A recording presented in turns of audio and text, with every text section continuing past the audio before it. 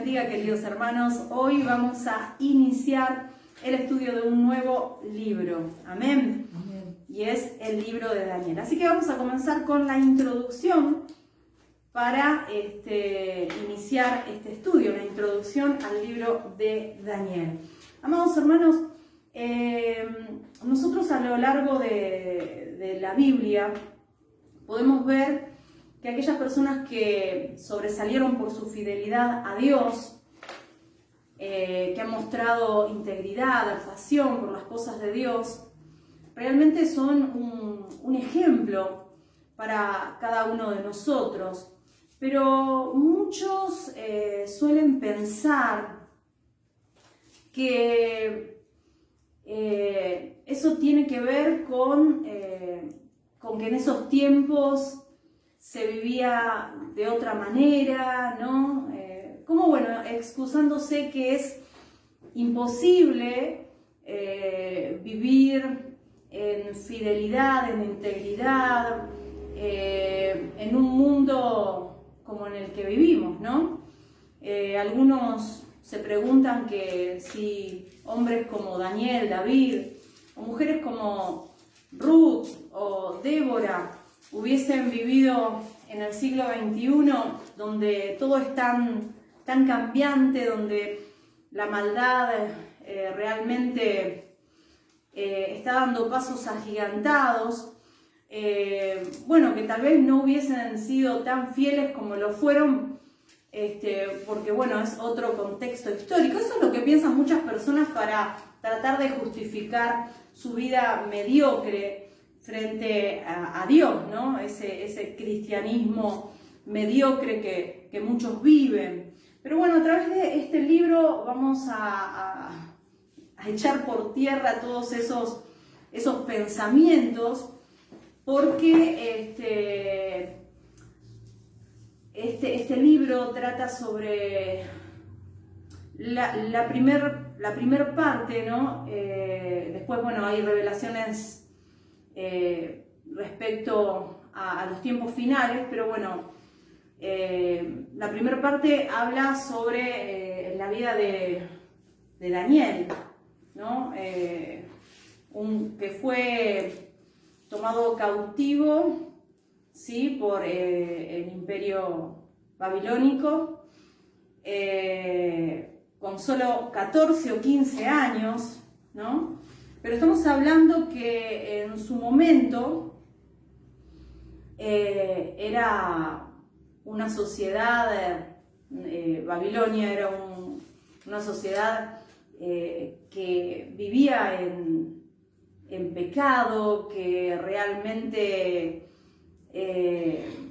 era una sociedad que le daba las espaldas a Dios.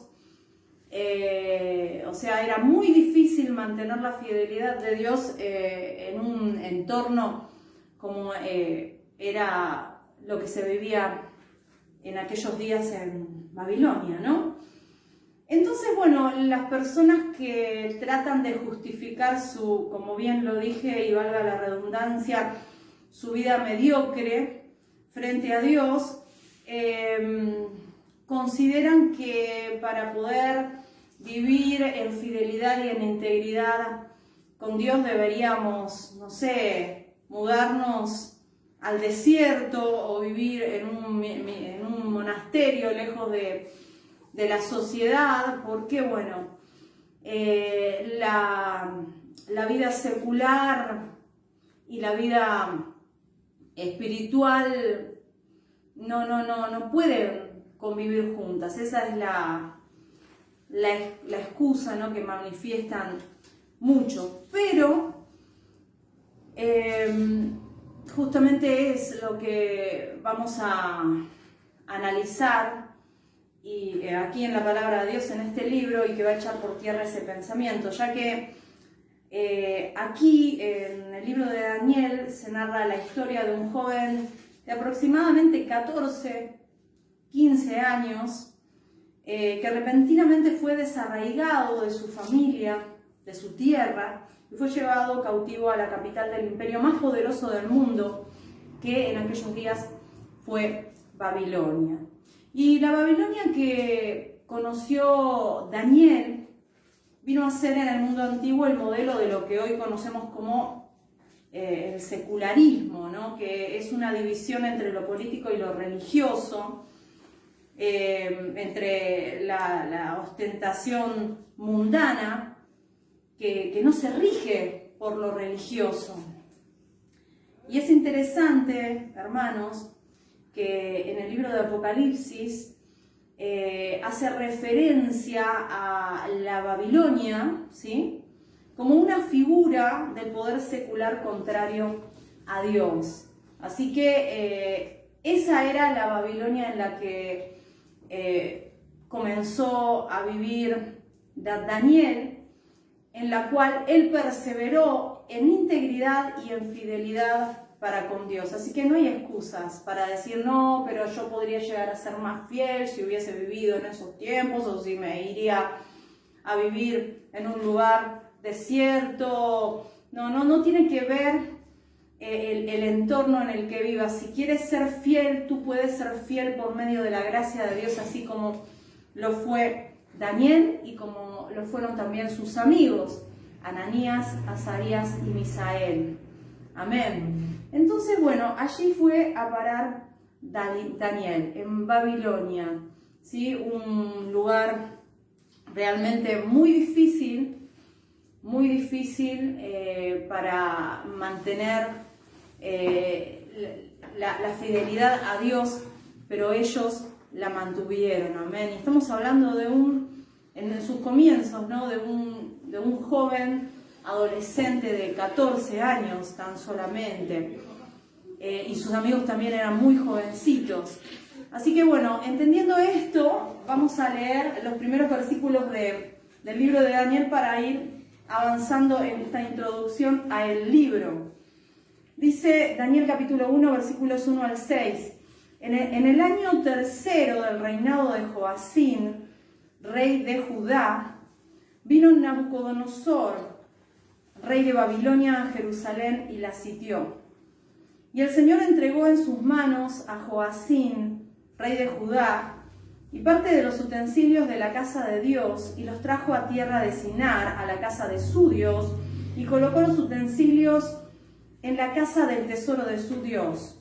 Y dijo el rey a Aspenaz, jefe de los eunucos, que trajese de los hijos de Israel, del linaje real de los príncipes, muchachos, en quienes no hubiese tacha alguna, de buen parecer, enseñados en toda sabiduría, sabios en ciencia y de buen entendimiento, e idóneos para estar en el palacio del rey, y que les enseñase las letras y la lengua de los caldeos.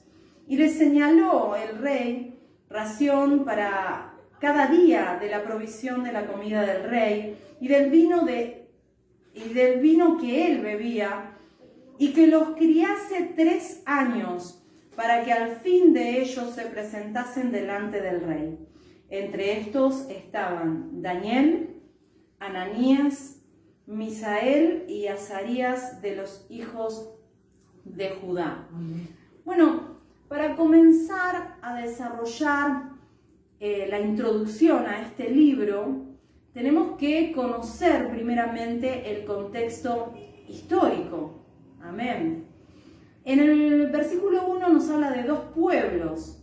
Nos habla de Babilonia y de Jerusalén, que era la capital del reino del sur, porque bueno, se había dividido el pueblo de Israel, así que estamos hablando de Babilonia e Israel. Amén. Y bueno, para adentrarnos al contexto histórico, vamos a hablar primeramente de Israel y después del segundo pueblo que menciona aquí Daniel en su primer versículo, que es Babilonia. Bueno, Israel fue formada por Dios a partir de un hombre llamado Abraham. Amén. Abraham, Dios le prometió que de él haría una gran nación en la cual serían benditas todas las familias de la tierra. ¿Por qué? Porque el deseo de Dios era de que este pueblo al que él estaba escogiendo, fuese aquel que diera a conocer su nombre a las demás naciones, a las demás familias de la tierra. Porque bueno, ¿de dónde creció este pueblo? De una familia. Amén. Entonces, ese fue el propósito de Dios. Lamentablemente, los descendientes de Abraham en su mayoría no lo entendieron y se guardaron ese conocimiento y empezaron a ver a las demás familias, a los demás pueblos como que eran menos que ellos o que eran inmerecedores. Sin embargo, ese no fue el propósito de Dios. Pero bueno, de allí nace el pueblo de Israel, a partir de un hombre llamado Abraham. A partir de esa familia, Abraham tuvo un hijo llamado Isaac. Isaac tuvo a Jacob, ¿no? Un hijo llamado Jacob. Y Jacob tuvo 12 hijos, de los cuales se formaron las 12 tribus de Israel. Y estas 12 familias vivieron en la tierra de Canaán hasta que situaciones, ¿sí? Los llevan a vivir a Egipto, en donde luego fueron esclavizados por 400 años, ¿sí? Y al final de estos 400 años, Dios levanta a un hombre, ¿sí? A un libertador llamado Moisés, que bueno, llevó al pueblo de Israel durante 40 años por el desierto, de vuelta a la tierra de Canaán, de donde habían salido, ¿no? Esa era la tierra que Dios le había prometido a Abraham. Allí lo llevó y allí tenían que volver. Y en ese periodo le dio a su pueblo un conjunto de normas, de leyes morales y ceremoniales que hacían de Israel un pueblo distinto a los demás. Claro, para ser de Israel un pueblo distinto de los demás tenían que cumplir esas leyes morales y religiosas. El problema es la desobediencia, ¿no? La desobediencia, lo que hacía de este pueblo es ninguna diferencia con los demás, ¿no? Por eso lo importante, hermanos, para poder diferenciarnos del mundo es obedecer. Obedecer lo que dice la ley de Jehová, obedecer lo que está plasmado aquí en este libro sagrado, amén. En donde dejó plasmada su palabra a Dios, ¿para qué? Para que nosotros la cumpliéramos. Entonces, dice la palabra de Dios, que hablando, bueno, de este pueblo, estamos teniendo un contexto para que podamos entender la historia de este pueblo de Israel, después vamos a hablar de Babilonia. Dios dio un conjunto de leyes morales, religiosas, ceremoniales, que debían ser cumplidos. De caso contrario, Dios castigaría severamente la desobediencia, y esto fue profetizado con anterioridad. Dios habló, ¿sí? a Moisés y dijo que este pueblo lo iba a desobedecer y que este pueblo iba a ser castigado por esa desobediencia. Si me acompañan por favor en el libro de Deuteronomio, capítulo 31, versículo 16, dice, y 17. Y Jehová dijo a Moisés: he aquí, tú vas a dormir con tus padres, y este pueblo se levantará y fornicará tras dioses ajenos de la tierra a donde va a estar en medio de ella. Y me dejará, e invalidará mi pacto que he concertado con él. Y se encenderá mi furor contra él en aquel día, y los abandonaré, y esconderé de ellos mi rostro. Y serán consumidos, y vendrán sobre ellos muchos males y angustias, y dirán en aquel día: ¿no me han venido estos males porque no está mi Dios en medio de mí? Ya había sido profetizado antes de que muriera Moisés lo que sucedería con este pueblo. Entonces Israel debía ser fiel al pacto. Pero ¿qué fue lo que sucedió? Desobedecieron. ¿Y qué dijo Dios que iba a suceder el día que ellos desobedecieran? Iban a ser castigados severamente. Y esa fue la advertencia repetida una y otra vez por los profetas del Antiguo Testamento, esos predicadores que Dios envió para proclamar su palabra y llamar al pueblo a la obediencia, al arrepentimiento. Y entonces Israel, ¿qué hace? Conquista la tierra de Canaán, justamente la tierra en donde moraba Abraham, este hombre que fue llamado, que fue levantado, o sea, por medio de este hombre fue levantado este pueblo, y allí se asientan. Y luego de la muerte de Josué, que fue el que suplantó a Moisés al entrar en la tierra prometida, luego de la muerte de Moisés, comenzó un periodo en el cual Israel fue gobernado por jueces, un periodo que fue caracterizado por la apostasía y la rebelión. Al final de este periodo de jueces vino la monarquía.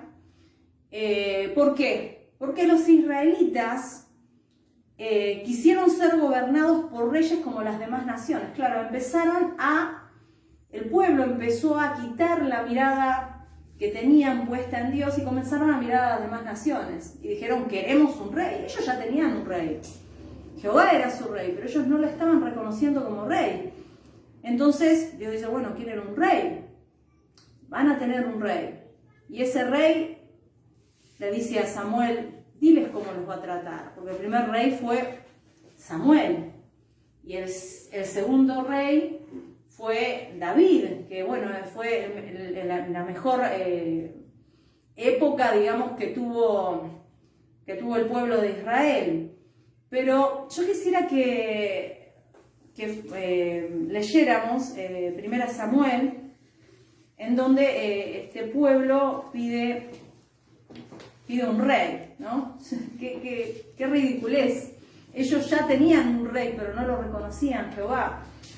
Entonces, 1 Samuel capítulo 8, versículos 7 al 9, dice, y Jehová dijo, y dijo Jehová a Samuel, oye la voz del pueblo en todo lo que te digan, porque no te han desechado a ti, sino a mí me han desechado. Claro, porque ellos, ¿cómo van a pedir un rey si ya tenían un rey? Bueno, sino que a mí me han desechado para que no reine sobre ellos, conforme a todas las obras que han hecho desde el día que los saqué de Egipto hasta hoy, dejándome a mí y sirviendo a dioses ajenos. Así hacen también contigo. Ahora pues oye su voz, mas protesta solemnemente contra ellos y muéstrales cómo les tratará el rey que reinará sobre ellos. Entonces primero se levantó a Saúl como rey de Israel, después David, quien llegó, como dije recién, al punto más alto de la historia del pueblo de Israel.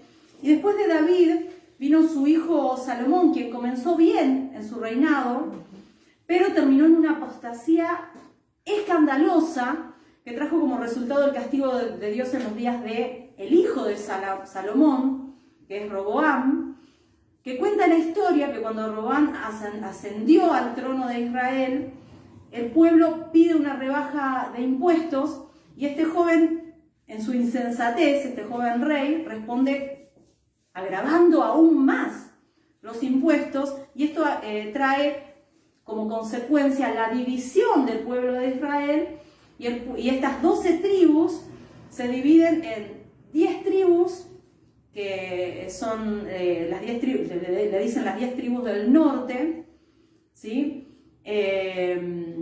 A las cuales las llaman, bueno, Israel, lo llaman así, Israel, las tribus del norte, teniendo a Samaria como capital, y en el reino del sur quedaron dos tribus únicamente, que son las tribus de Judá y de Benjamín, con Jerusalén como capital. Así que ahí se produce esa división por causa de esta controversia con respecto a los impuestos. Bueno, el reino del norte, es decir, al que llamaban Israel, fue gobernado por diversas dinastías, pero ninguna de ellas produjo un rey piadoso, ¿sí?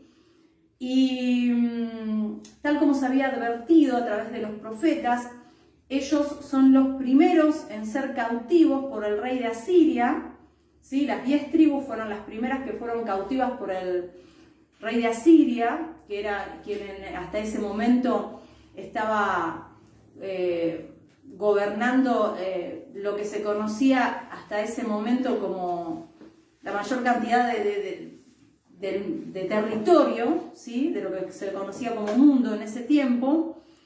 Y las otras dos tribus, las de Judá y Benjamín, que se los identifica como el reino del sur, perdón, estuvieron aproximadamente 100 años más, ¿no? Viviendo libremente, hasta que, bueno, caen cautivos por Babilonia. Pero, hablando de esas dos tribus del reino del sur, las tribus de Judá y Benjamín, todos los reyes de ese reino fueron de la dinastía de David. Aunque no todos tuvieron el mismo carácter espiritual, algunos fueron hombres piadosos y otros fueron hombres impíos. Y el último de esos reyes del reino del sur, de los reyes de las dos tribus que quedaban, fue justamente a quien nombra en el primer versículo Daniel, Joacim, ¿sí? Que fue un pésimo gobernante que llega al trono de Judá, y al llegar al trono de Judá aumentó la idolatría y la inmoralidad. Fue un desastre. Este fue el último rey antes de que cayeran bajo cautiverio, ¿no? Entonces, hasta aquí hablamos sobre el contexto histórico de uno de los pueblos a los que nombra Daniel, que es Israel. Y ahora vamos a hablar de Babilonia, que es el segundo pueblo del cual está hablando en el primer versículo. Bien, el imperio de Babilonia, su etapa de más esplendor comienza a conformarse con el ascenso de Nabopolassar, que era el padre de Nabucodonosor. Hasta este momento, quien había dominado lo que se conocía como mundo era Asiria. Asiria era el que gobernaba el escenario mundial, como bien digo, de lo que se conocía hasta ese momento como mundo. Y cuando el rey de Asiria muere, Nabopolassar se las arregla para fomentar una rebelión que lo lleva al trono de Babilonia y por supuesto a la supremacía del poder en Oriente Medio. Entonces, al ver este crecimiento, ¿no? Cómo estaba avanzando Babilonia, Egipto trata de frenarlos y se une con Asiria y se enfrentan a los babilonios comandados por el hijo de Nabopolassar, que es Nabucodonosor. Y Nabucodonosor logra una victoria arrasando con todo. Y bueno, y eso trae como resultado que la mayor parte del territorio antiguo de Asiria es incorporado a Babilonia, situándose Babilonia como cabeza mundial. Ya no tenía nadie que se le enfrentara, ya había tomado el poder mundial. Así que Nabucodonosor, en ese momento de una victoria arrasante, recibe la noticia de que su padre había muerto. Y en ese punto de la historia es donde se conectan estos dos pueblos, ¿no? Israel y Babilonia. ¿Por qué? Porque Nabucodonosor, yendo camino a Babilonia, en su paso se encuentra con Jerusalén, la sitia, ¿sí? Y ahí lleva consigo cautivos justamente a los que estaban allí, entre los cuales se encuentran Daniel y sus 3 amigos. También lleva consigo parte de los utensilios del templo.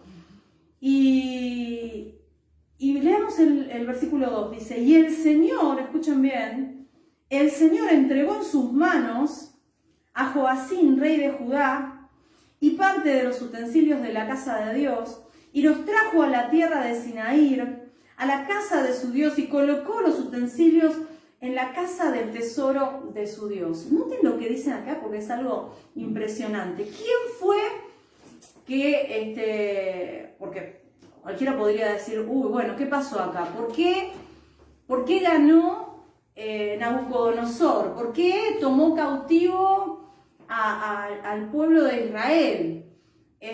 Fue justamente por la voluntad soberana de Dios. Dios lo permitió. Aquí dice, y el Señor entregó en sus manos a Joacín. ¿Por qué? Porque Dios no tolera el pecado tiene que ser castigado y no lo va a tolerar ni aún entre su pueblo. De ninguna manera. Él había anunciado que los iba a castigar. Así que aquí no fue que los dioses de Babilonia fueron aquellos que tuvieron más poder frente a nuestro Dios, al Dios verdadero. No. Fue Dios el que entregó en las manos de Nabucodonosor a Joacín, rey de Judá. Lo dice claramente en el versículo 2. Así que eso es una de las cosas que vamos a ver en este libro. Que Dios es soberano. Amén. Esa es una de las lecciones centrales de este libro. De este libro que escribió Daniel. Y es que Dios es santo, hermanos. Él no trata con ligereza el pecado, por eso es que vino este castigo sobre el pueblo. Y Dios había advertido a través de los profetas a que se apartaran de su impiedad, pero Israel no escuchó las advertencias divinas y fueron severamente castigados. Para ello, vamos a ir al libro de Segunda de Reyes, que ahí vemos que habían sido advertidos. Segunda Reyes, capítulo 24, versículos 2 y 3. Capítulo 24, versículos 2 y 3. Dice, pero Jehová envió contra Joacín tropas de caldeos, tropas de sirios, aquí el castigo, tropas de moabitas y tropas de amonitas, los cuales envió contra Judá para que la destruyesen, conforme a la palabra de Jehová que había hablado por sus siervos los profetas. Ya habían sido advertidos. Ciertamente vino esto contra Judá por mandato de Jehová, para quitarla de su presencia por los pecados de Manases y por todo lo que él hizo. Entonces, esto viene de larga data, hermanos. El Señor es paciente. El Señor deja que pase 1, 2, 3, 4, te da oportunidad, te advierte hasta que el castigo llega. Y es lo que sucedió aquí en este punto de la historia. Entonces, estas cosas, hermanos queridos, ocurrieron por voluntad divina, por orden divina. Nabucodonosor fue un instrumento en las manos de Dios para castigar a este pueblo infiel, aunque Nabucodonosor no lo viera así. Él fue el instrumento que Dios utilizó para castigar a la nación de Israel. Y es algo que fue profetizado por Jeremías años antes de que sucediera.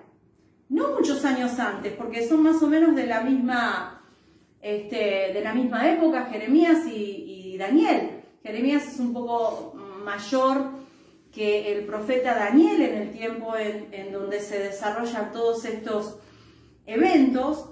Y años antes, unos pocos años antes de que esto sucediera, fue profetizado por el profeta Jeremías en Jeremías capítulo 25. Hasta el nombre dice de la persona y hasta los años que van a ser cautivos, porque Dios dice que no oculta nada a sus siervos. Dios nos revela todo, por eso tenemos el libro de Apocalipsis, por eso tenemos la mitad del libro, desde el versículo 7 hasta la finalización, que nos habla de los eventos futuros que van a suceder, porque nosotros vamos a saber exactamente todo lo que va a suceder. Que no sabe porque no lee la Biblia. Por eso, síganme en el estudio de este libro, porque nos vamos a enterar de muchas cosas que van a ser necesarias para que cuando llegue ese momento no nos sorprendan. Entonces vamos a Jeremías capítulo 25, versículos 8 al 11, donde se profetizó unos años antes de que sucediera lo que sucedió en el momento en que estamos, de la historia en que estamos contando, ¿no? Que estamos introduciéndonos en este estudio. Jeremías capítulo 25, versículos 8 al 11. Dice así: por tanto, así ha dicho Jehová de los ejércitos, por cuanto no habéis oído mis palabras, esto vino por la desobediencia, ¿no? He aquí enviaré y tomaré a todas las tribus del norte, dice Jehová, y a Nabucodonosor, rey de Babilonia, miren, lo nombraron, mi siervo, y los traeré contra esta tierra y contra sus moradores y contra todas estas naciones en derredor, y los destruiré, y los pondré por escarnio y por burla y en desolación perpetua, y haré que desaparezca de entre ellos la voz de gozo y la voz de alegría, la voz de desposado y la voz de desposada, ruido de molino y luz de lámpara, y toda esta tierra será puesta en ruinas y en espanto, y servirán estas naciones al rey de Babilonia 70 años. Gloria a Dios. Los que no leían esto no sabían, pero el que leía sabían cuánto tiempo de cautividad iban a tener. 70 años. Hasta el tiempo que iba a durar esa cautividad. Entonces, amados hermanos, este gran imperio de Babilonia, ¿no?, del que estamos hablando, que parecía indestructible, cayó estrepitosamente en manos de los medo-persas. ¿Y esto qué nos quiere decir? ¿Qué es lo que nos están anunciando? Que la historia del mundo, hermanos, está en manos de nuestro Dios. Está en manos de nuestro Dios. Él fue el que entregó en manos de Nabucodonosor a Joacín, rey de Judá. Todo está en manos de Dios. Para aquellos que dicen, ¡ay, qué miedo va a subir no, que gane este o que gane aquel gobernador! No importa quién gane. Yo lo único que les digo, hermano, es que el que vaya a ganar las elecciones va a ser algo permisivo por Dios. Será quien sea. Si es bueno, será que no creo que en estos tiempos ningún político sea demasiado bueno, ¿no? Pero si es el peor de todos, ¿será que es lo que se merecerá esta nación que ha dado las espaldas a Dios? No lo sé. Lo único que sé es que todo está en control de Dios. ¿Por qué? Porque Daniel mismo lo dice en este mismo libro, en el capítulo 4, versículo 17, que Dios es soberano, que Él hace lo que quiere. Él tiene el sartén por el mango, hermano, la sartén por el mango. Aquí el que tiene todo el control es Dios. Y será lo que tenga que ser, porque así lo decide Dios, Él es soberano. Entonces, Daniel 4:17 dice: la sentencia es por decreto de los vigilantes y por dicho de los santos la resolución, para que conozcan los vivientes que el Altísimo gobierna el reino de los hombres. ¿Cómo? ¿Quién gobierna el reino de los hombres? Porque a veces uno piensa y dice, bueno, Dios reina en el cielo, pero aquí en la tierra gobiernan los hombres. No, aquí lo dice claramente. El Altísimo gobierna el reino de los hombres, y que a quien Él quiere lo da, y lo constituye sobre Él al más bajo de los hombres. Y si quiere constituir al peor de los hombres como gobernante, lo va a hacer. Él va a hacer como Él quiera. Aquel que gobierna es Dios, como dice el libro de Apocalipsis. Si me acompañan, por favor, Apocalipsis capítulo... Cuando habla de la visión, capítulo 4, la visión en Apocalipsis, Juan, dice capítulo 4, versículo 1, después de esto miré y he aquí una puerta abierta en el cielo, y la primera voz que oí como de trompeta hablando conmigo dijo: sube acá y yo te mostraré las cosas que sucederán después de estas. Y al instante yo estaba en el espíritu y he aquí un trono establecido en el cielo, y en el trono uno sentado. ¿Saben qué, hermanos? El centro del universo no es la tierra, no es la luna, no es el sol. El centro del universo es Dios. Allí en el cielo había un trono. Eso es la visión que tuvo Juan. Y en el trono uno sentado. El que reina es Dios. Y como lo dijo aquí Daniel, no solo en el cielo, sino en la tierra, hermanos.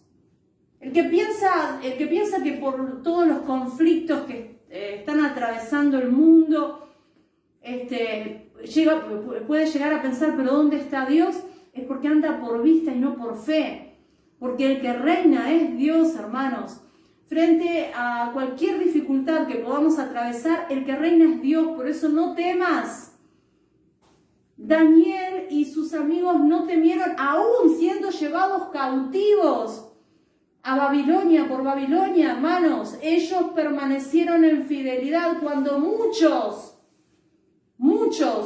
de los que se decían pueblo de Dios se doblegaron ante esta nación y fueron infieles a Dios. Ellos permanecieron fieles.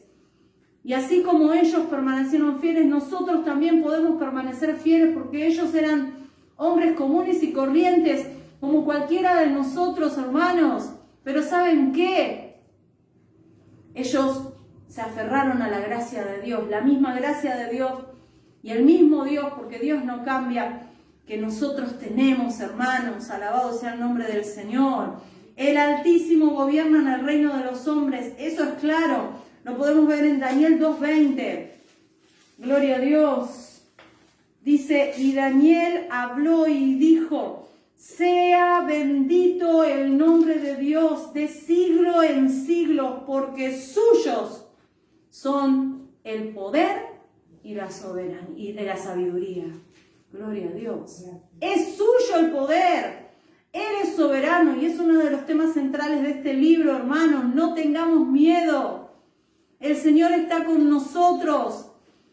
Y los creyentes podemos vivir confiados en medio de la adversidad. ¿Por qué? Porque sabemos que Dios está sentado en el trono, como recién veíamos cuando leíamos el libro de Apocalipsis. Había uno sentado en el trono. Dice que su aspecto, claro, como no hay manera de explicarlo humanamente, Juan lo asemeja a piedras preciosas, dice a piedra de jaspe, a cornalina.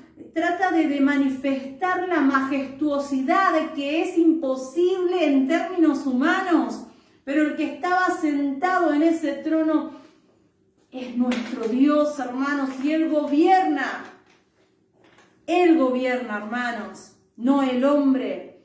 Aquí había entregado, ¿quién lo había entregado en manos del rey de Babilonia, Joacim? El Señor, lo dice claramente, hermanos, alabado sea el nombre del Señor.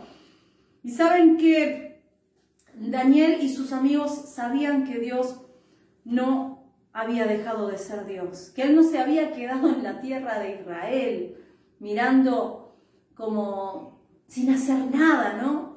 Contemplando impotente lo que Babilonia estaba haciendo con ellos. No, Él seguía reinando y estaba con los suyos en Babilonia.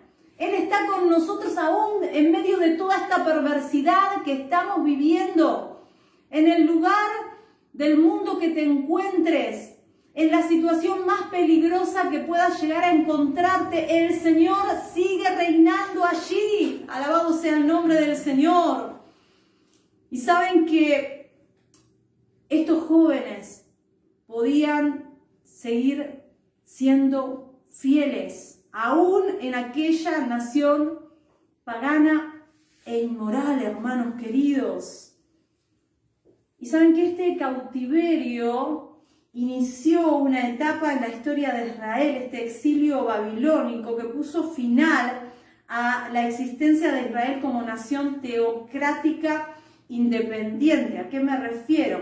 Que esta palabra teocrática independiente nos está hablando de una forma de gobierno que coincidía con la religión.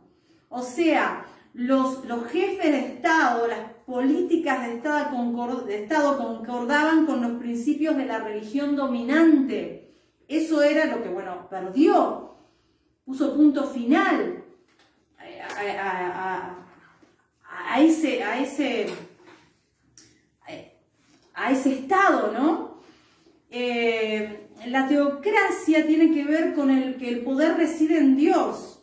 Amén. Entonces, en la práctica, lo común es que se ha ejercido ese gobierno por ministros y jerarquías religiosas. ¿Sí? Esta etapa del exilio babilónico puso final a eso, porque aún cuando ellos volvieron a su tierra en los días del rey Ciro, y el templo fue reedificado, nunca más Israel volvió a ser la misma. El alma de esa teocracia se había desvanecido. Entonces Israel como nación fue vencida, pero el verdadero Israel, ¿cuál es el verdadero Israel? ¿Que es el pueblo de Dios por la sangre? ¿Un pedazo de tierra es la tierra santa? No, hermanos. No nos equivoquemos. Cuando hablamos del Israel de Dios, es el Israel que obedece. Noten ustedes que dice que fueron muchos los jovencitos que fueron elegidos, pero a los que nombra, a los que hace énfasis, es de Daniel, de Ananías, de Azarías y de Misael. No nombra a todos los demás, que evidentemente no permanecieron en fidelidad y en integridad. ¿Qué les quiero decir? Que el genuino pueblo de Dios, el Israel espiritual de Dios, es uno de toda lengua, de todo pueblo, de toda nación, que no tiene nada que ver un pedazo de tierra, algo físico, o la sangre o la raza. Hermanos, porque no se es judío por la sangre, ya lo dijo Pablo, por la sangre, no, sino que se es judío en el espíritu. Amén. La circuncisión no es la de la carne, sino la del corazón. Los hijos de Abraham son aquellos que son por la fe, no por la sangre. Entonces, hermanos, tal vez Israel como nación fue vencida, pero no el verdadero Israel, hermanos, que permanece en pie en cada uno de los países de este mundo, hermanos. Gloria a Dios, el remanente, no la raza, la sangre o el espacio territorial. El remanente es aquel que permanece fiel a Dios, al pacto, a pesar de ser pocos y a pesar de las enormes presiones a las que ellos se vieron sometidos, hermanos. Estos jóvenes perseveraron en fidelidad y de estos ejemplos nosotros debemos tomarnos, hermanos. Entonces, este es el contexto histórico en el que ubica Daniel en el inicio de su libro. Ahora vamos a ver cuál es el tema de este libro y cuál es el propósito. Y el tema esencial de este libro, ya lo nombré, lo volvemos a nombrar, tiene que ver con la soberanía de Dios sobre el reino de los hombres. Amén. El que reina es Jehová. Y el propósito de este libro, ¿saben cuál es, hermanos? El estimular con esta enseñanza los corazones de los creyentes. Amén. Gloria a Dios. A veces uno ve la situación que se va desarrollando en este mundo y al ver todas las situaciones, vemos que hay poderosas naciones y delante de nuestros ojos nos da la impresión como que el mal como que nos va a ahogar, ¿no? Como que el bien como que puede llegar a sucumbir, ¿no? Esto sí lo vemos con los ojos carnales. Como que no vamos a poder permanecer en pie, como que el avance de la maldad y el pecado en el mundo está avanzando tanto que parece que nos va a ahogar. Pero noten ustedes que todas las naciones que parecían indestructibles, entre ellas la que estamos tratando en este momento, que es Babilonia, pero Asiria también parecía que era indestructible, sin embargo fue destruida. Babilonia fue destruida por los medo-persas, pero los medo-persas también fueron destruidos, como también fueron destruidos los griegos. Entonces, todas aquellas naciones que parecían indestructibles, esos imperios mundiales, terminaron desvaneciéndose.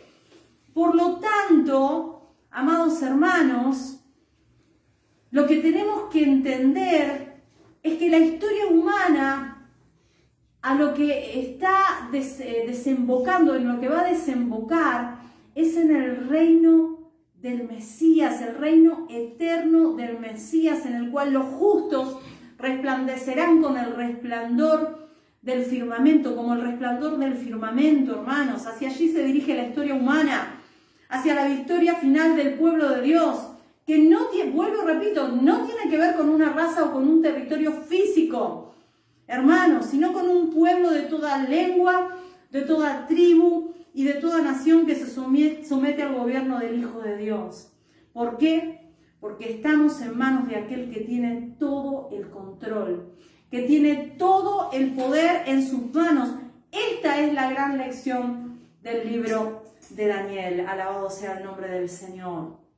Noten ustedes, hermanos, que estos jóvenes de los que habla el libro de Daniel permanecieron fieles en un mundo hostil. Cuando todo parecía estar en contra de ellos, cuando los que supuestamente conocían a Dios se habían apartado de sus caminos. Por eso no te desanimes cuando veas que muchos de los que se dicen cristianos se arrodillan ante Baal, ante las riquezas de este mundo.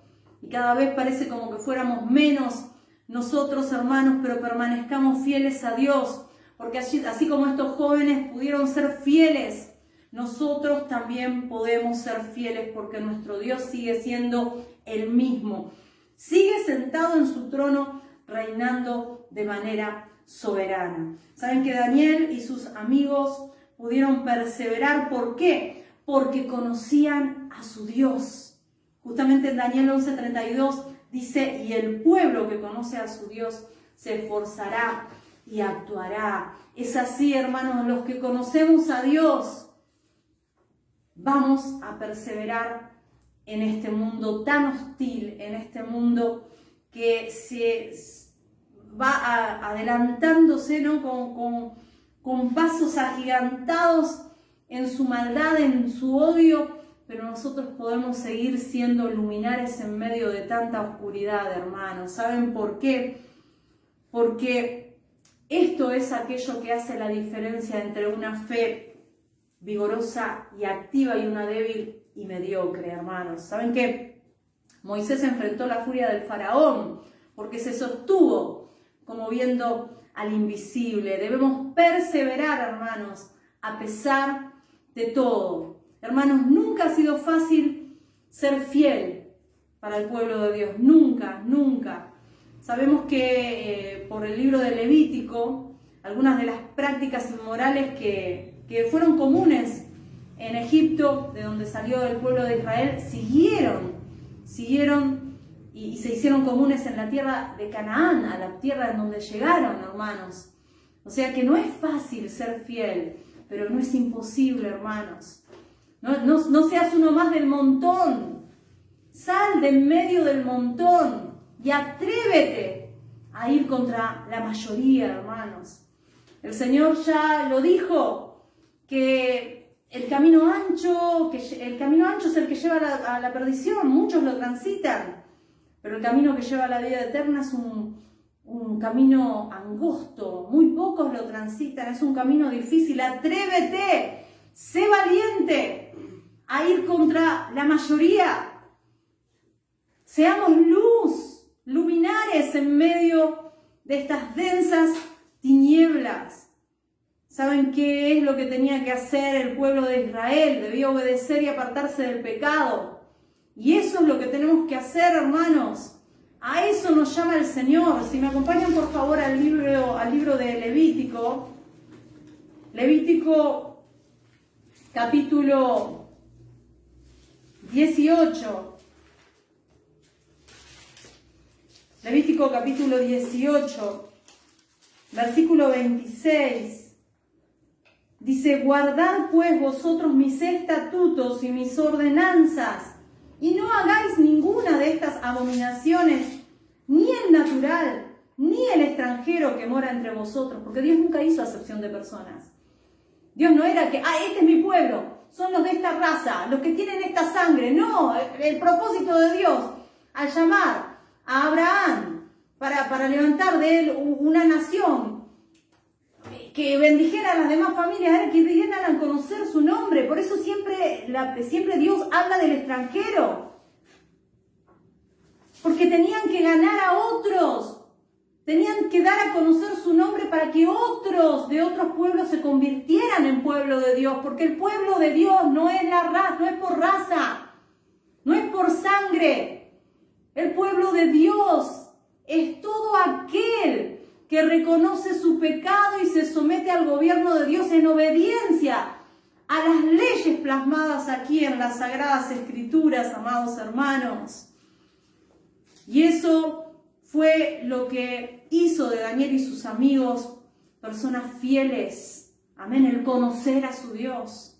Por eso ellos obedecían a Dios, porque sabían que a pesar de las dificultades que podían estar atravesando por ser cautivos de este pueblo, el que gobernaba en el reino de los hombres seguía siendo Dios.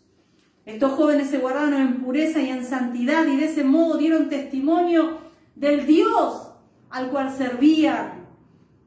Y es interesante, hermanos, notar que todos aquellos reyes que entraron en contacto con Daniel y con sus amigos, hermanos, reconocieron que el soberano sobre los reyes de la tierra era Dios. Así sucedió con Nabucodonosor y con Darío, el persa.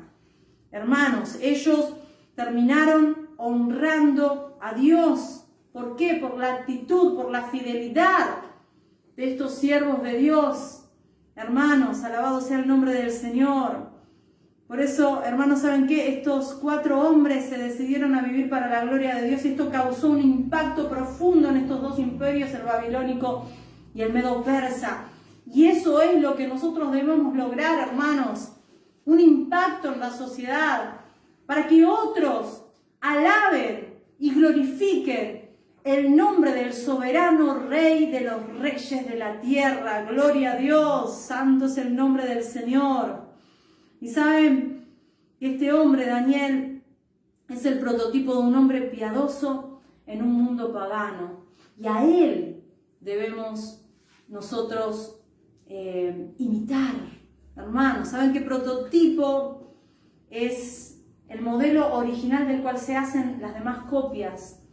Y tenemos que tomarnos de este ejemplo, así como también Pablo dijo en Filipenses 3:17, imítenme a mí como yo imito a Cristo. Eso es lo que tenemos que hacer, hermanos. Miremos los prototipos de los ejemplos y conduzcámonos así. Y justamente Daniel es un excelente ejemplo de lo que nosotros debemos imitar. Gloria a Dios. Por eso es que es tan importante estudiar este libro, ¿no? Noten ustedes, amados hermanos, que estos varones en circunstancias muy difíciles, ellos perseveraron en fidelidad con Dios. Así que no busques más excusas. No, pero esos serán otros tiempos. No, hermanos, las mismas barbaridades que se suscitaban en ese lugar se siguen suscitando, hermanos, hoy en día. No pongamos excusas. Hay gente que empieza a excusarse. Bueno, pero si yo no fuera soltero, podría servir mejor a Dios.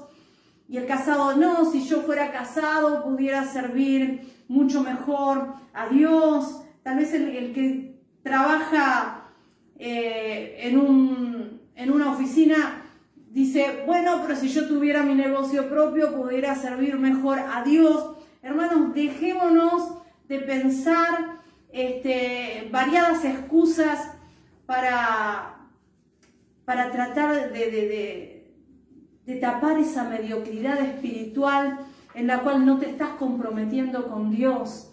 Es hora que despiertes, es hora de que te decidas por Cristo y que puedas realmente mostrar fidelidad con aquel que no nos defraudó, con aquel que no cambia, que sigue siendo el mismo ayer, hoy y siempre, hermanos.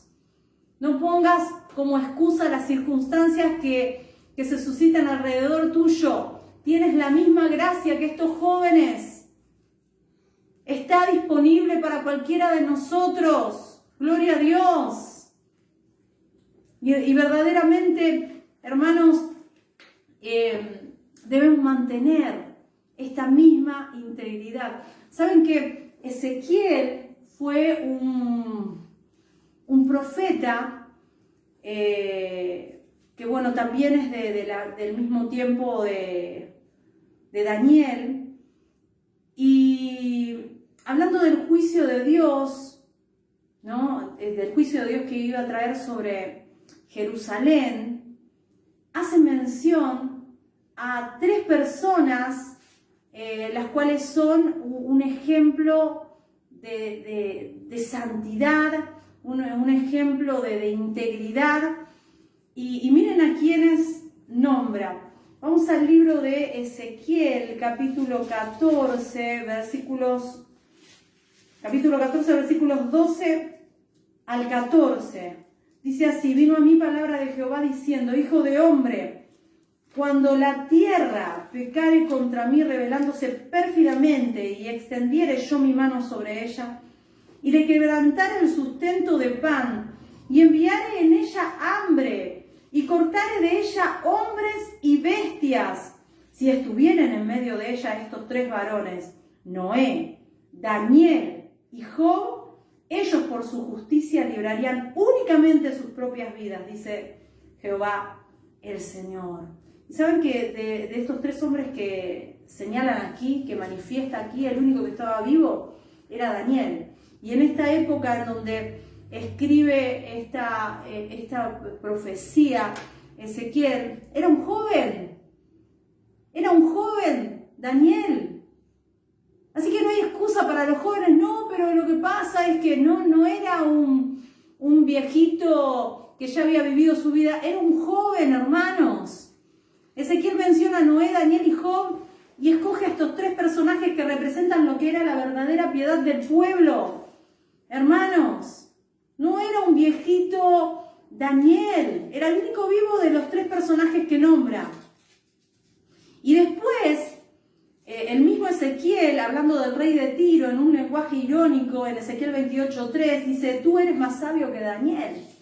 Entonces noten que en su juventud, Daniel era famoso por su piedad, por ser un hombre fiel, pero también por su sabiduría. Así que no hay excusa, hermanos.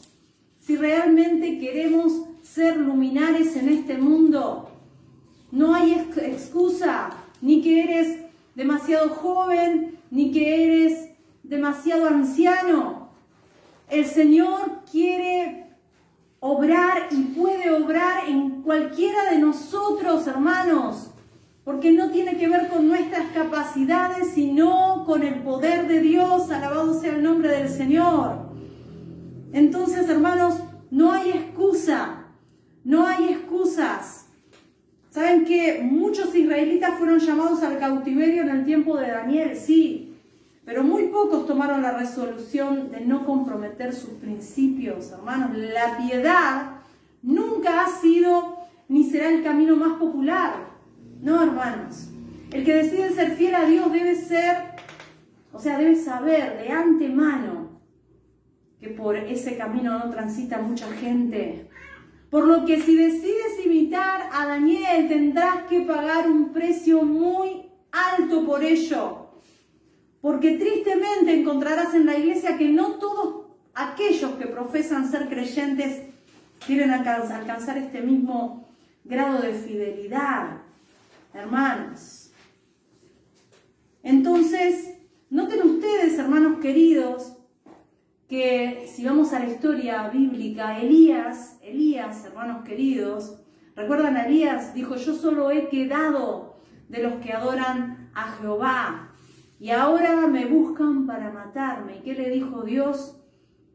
Le respondió: 7.000 rodillas no se doblaron ante Baal ni lo besaron. No eran la mayoría. 7.000 era el remanente, era un pequeño grupo. Eran millones los del pueblo, pero era un pequeño grupo. Seamos parte de ese remanente, hermanos. Sí, atrévete a estar en soledad, hermanos. Atrévete a salir del montón, hermanos. Pero ¿saben qué? Aquellos que nos atrevemos a salir del montón, seremos aquellos que perseveraremos en fidelidad hasta el final. Gloria a Dios. Entonces la soberanía de Dios en la historia es lo que vamos a ver en este libro reflejado. Cómo Dios gobierna en el gobierno de los hombres. También vamos a ver el consuelo que debe ser para nosotros cada una de estas historias que se van a desarrollar a lo largo de este estudio. Hay mucho para aprender, hermanos. Y aquel que conoce a su Dios se esforzará y actuará para que puedas ser renovada tus fuerzas, para que puedas recibir consuelo de lo alto. Debes conocer a tu Dios. Por eso, amados hermanos, eso es lo que nos va a enseñar este libro. A amar a nuestro Dios por encima de todo, con todas las fuerzas de nuestra alma, de nuestro corazón y de nuestra mente. El propósito de este libro es que no que reverenciemos a Daniel, no, hermanos, el propósito es que conozcamos a Dios y sirvamos a Dios como lo hizo este varón. Amén. Y que se levanten muchos Danieles en medio de nuestra congregación, ¿sí? Porque no todos los que se dicen pueblo de Dios son pueblo de Dios. Por eso, hermanos, que podamos salir del montón, que podamos causar un impacto profundo en esta generación para la gloria de Dios. Esta es la introducción que vamos a dar para después dar inicio a toda la historia netamente de este libro que, bueno, hasta el capítulo 6 se va a contar la historia de lo que sucedió, pero ya del capítulo 7 en adelante vamos a hablar más de lo que sucederá en el futuro. Pero, hermanos queridos, no dejen de acompañarnos, sigan capacitándose junto con nosotros como una sola iglesia. Que el Señor nos bendiga.